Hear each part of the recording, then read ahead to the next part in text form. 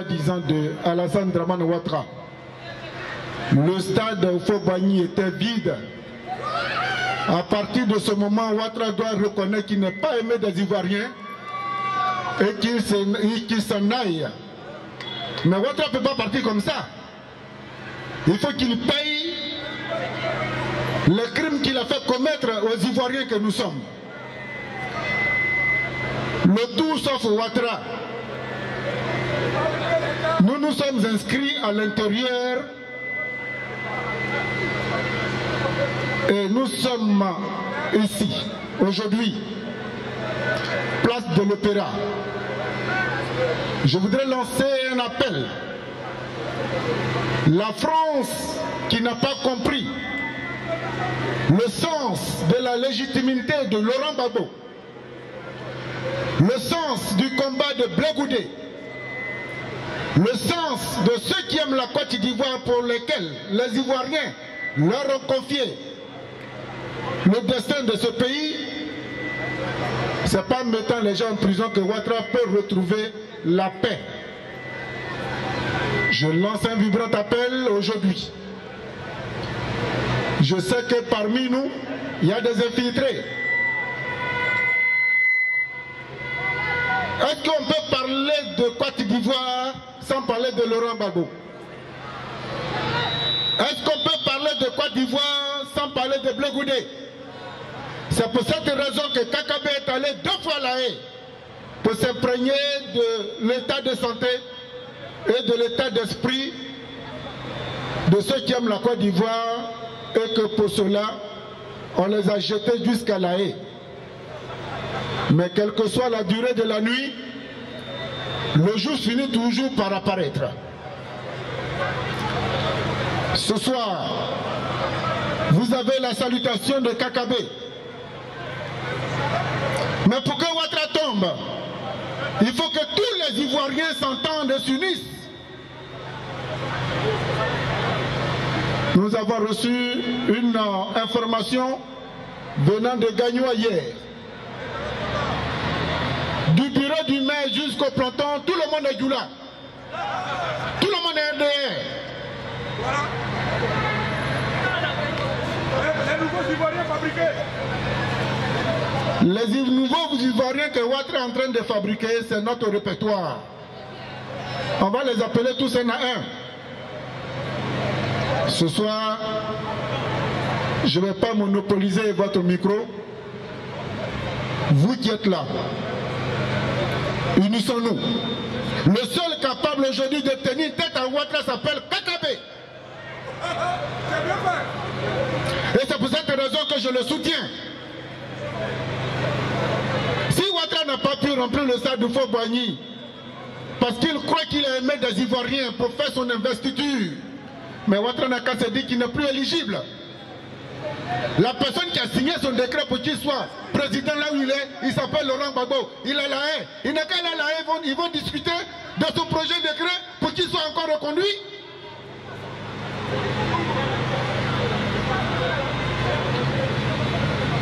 Ouattara, Alassane Dramane Ouattara. Les Ivoiriens, la France nous a imposé Alassane Dramane Ouattara. Au bas milieu du parcours, il dit il ne s'appelle plus Dramane, c'est quel homme ça?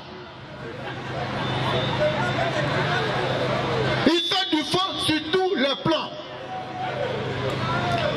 Les 2 ponts qu'il a construits, mais c'est des ponts qui étaient déjà financés et que lui, Ouattara, il a empêché la réalisation. On l'a voté. Non, on n'a pas demandé à Ouattara de venir tuer les Ivoiriens. Alors ce que je voudrais vous dire, c'est que reconnaître son erreur et avancer dans le droit fil de la justice, c'est encore mieux. Chers Ivoiriennes, chers Ivoiriens, le pays nous appelle, répondons. Taisons notre haine, notre douleur. Ce n'est pas dans la douleur qu'on pourra arracher la Côte d'Ivoire entre les mains de Ouattara.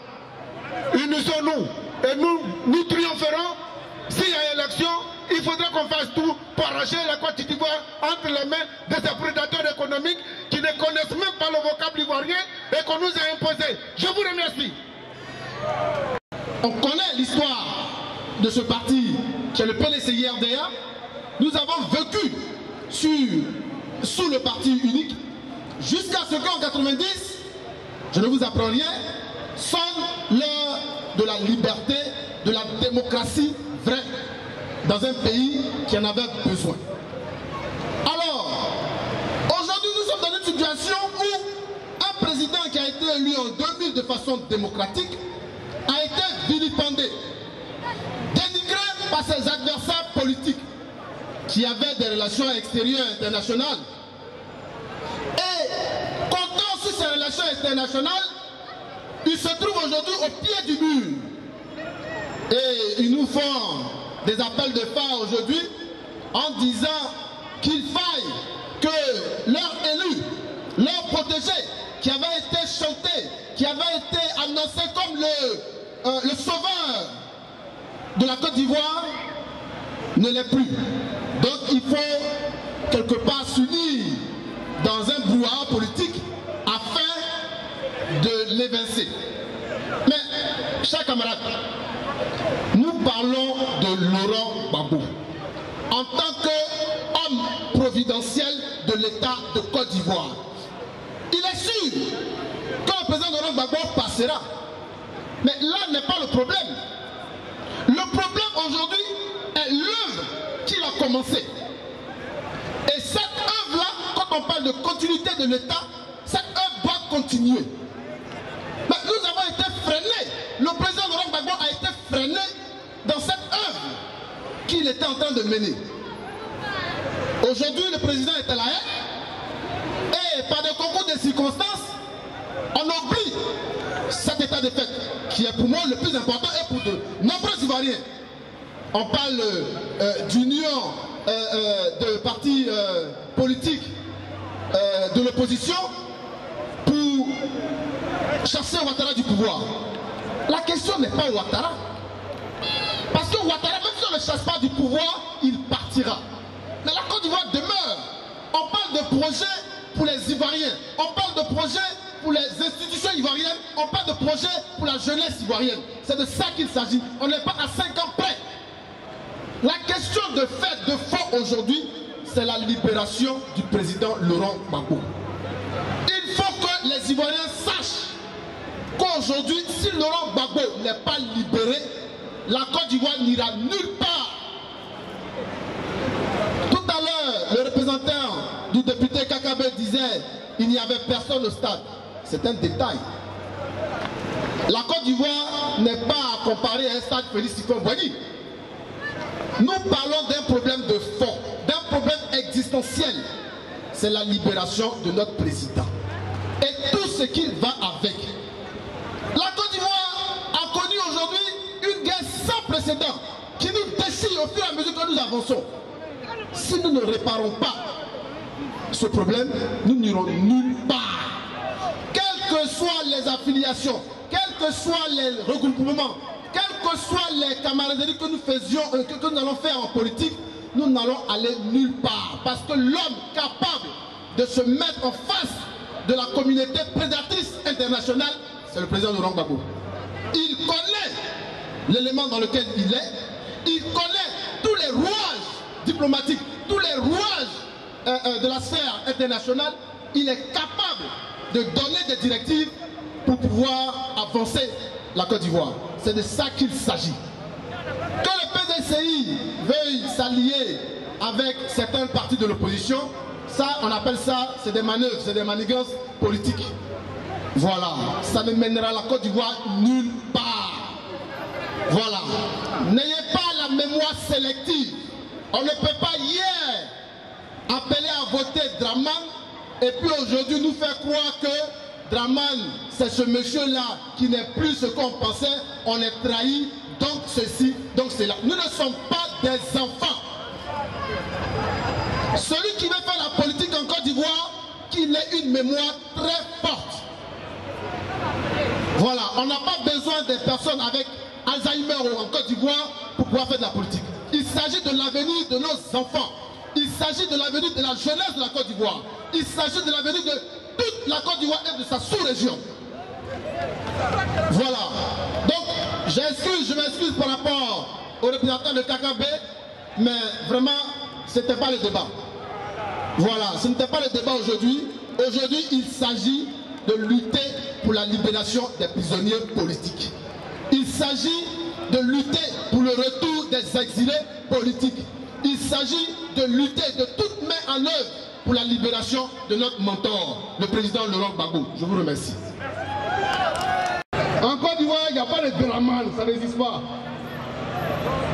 Moi, j'ai fait la campagne en 2010. Je suis un rescapé de la guerre de 2010. J'ai fait la campagne pour Laurent Gbagbo.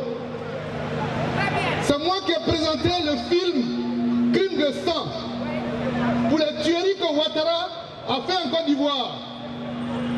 Et ils s'en ont réjoui, ils ont fait des films pour présenter au monde qu'ils ont tué les Ivoiriens. C'est Ouattara.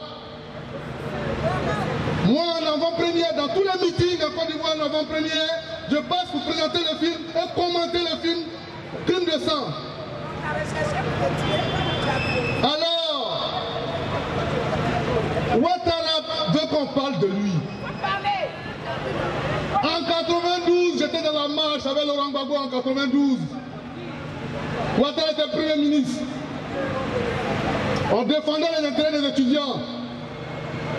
Ceux pour qui Ouattara et son collègue, son grand frère, Houphouët-Boigny, avaient pris une armée pour aller frapper les étudiants, aller violer les étudiantes et loger à Yopougon, loger les militaires dans les cités universitaires.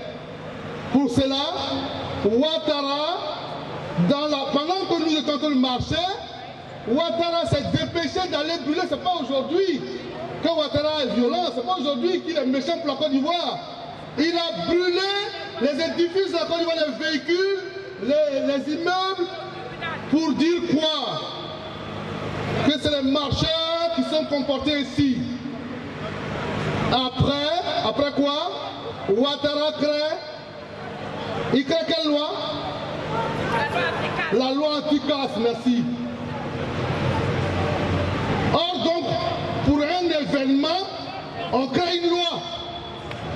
Or donc, pour un événement, on peut créer une loi. La Côte d'Ivoire ne veut pas d'étrangers à la tête de son pays. La Côte d'Ivoire veut un Ivoirien. Ses parents, eux aussi, Ivoiriens de souche. Voilà ce que disent les Ivoiriens. Et on ne veut pas quelqu'un qui s'est prévalu d'une autre nationalité. Ça, c'est nous. Mais qu'est-ce qu'il dira de la constitution tunisienne? Où il faut être musulman pour être candidat. Qu'est-ce que lui, Ouattara, il dira? C'est une loi unique. Elle est unique. Mais c'est leur loi. Nous, chez nous, cette loi est unique. Oui, selon lui, elle est unique. Mais nous, notre loi, elle est ici. C'est pas pour ça qu'il va s'asseoir sur un siège où il y a des fusils en dessous du siège. Ouattara a engagé la Côte d'Ivoire avec son armée, c'est FRC. Aussi enregistré, les FRC qu'ils ont enrôlés dans l'armée de Côte d'Ivoire. Et les FRC non enrôlés dans l'armée de Côte d'Ivoire. La Côte d'Ivoire a une double armée. Une armée qui porte des armes et une armée qui ne porte pas d'armes. Les FDS ne portent pas d'armes sous prétexte qu'ils sont pour Laurent Gbagbo. Les FRC ont les armes. Ils sont devenus des commandants partout. Ceux qui ont fait des grandes études, des études militaires, ils n'ont aucun pouvoir devant les commandants de FRC de Ouattara. Alors, chers amis, le plus important c'est de décrier ces pratiques-là. Ouattara est un méchant. Il est un sorcier. Il a tué les Ivoiriens, 3000 Ivoiriens, et il marche libre en Côte d'Ivoire. Ceux qui n'ont pas du sang dans la main sont aujourd'hui emprisonnés de partout. Comprenez? Donc je suis content de voir mes frères ivoiriens ici réunis pour combattre ces crimes qui ont été perpétrés en Côte d'Ivoire. Je vous remercie.